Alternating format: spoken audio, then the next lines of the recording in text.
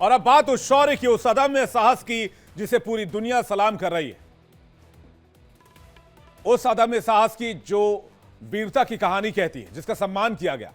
भारतीय वायुसेना के विंग कमांडर अक्षय सक्सेना को अरब सागर में समुद्री डकैती विरोधी अभियानों के दौरान उनके असाधारण योगदान के लिए वायुसेना पदक यानी कि वीरता के पदक से सम्मानित किया गया है।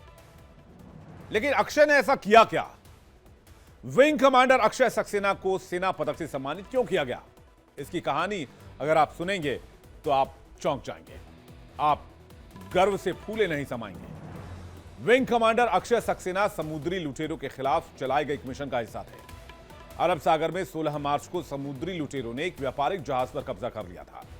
मामला अरब सागर में पिछले साल 16 मार्च को सोमालियाई लुटेरों के खिलाफ चलाए गए मिशन पर जुड़ी हुई है और इस मिशन पर थे विंग कमांडर अक्षय सक्सेना। इस मिशन का उद्देश्य था समुद्री सुरक्षा को तय करना, जिस जहाज पर समुद्री लुटेरों ने कब्जा कर रखा था। उस जहाज से आईएनएस कोलकाता पर भी भारी गोलीबारी की गई थी। विंग कमांडर अक्षय सक्सेना ने बेहद कम रोशनी में 10 घंटे लंबे इस मिशन में उड़ान भरी थी।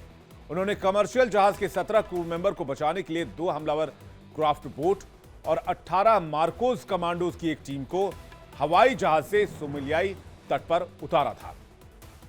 तो इस ऑपरेशन को, इस स्ट्राइक को कैसे अंजाम दिया गया जो विदेशी सरजमी पर की गई?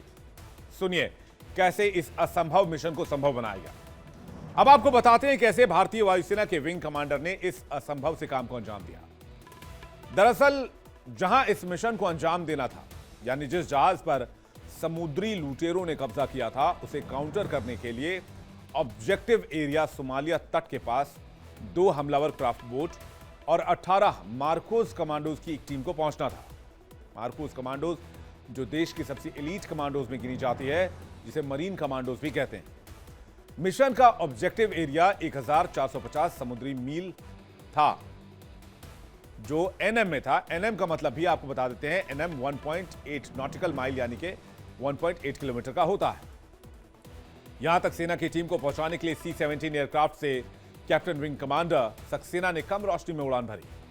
पहचान से बचने के लिए उन्होंने शाम के अंधेरे में मार्कोस कमांडोज को एयर ड्रॉप किया।